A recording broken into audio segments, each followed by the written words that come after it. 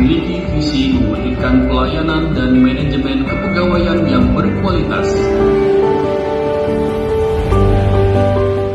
Pada kesempatan ini, izin kami pemerintah Kota Palembang menyampaikan ucapan terima kasih kepada Kepala Badan Kepegawaian Negara dan Kepala Kantor Regional 7 BKN atas kepercayaan dan pembinaan yang diberikan, sehingga penghargaan ini dapat kami terima.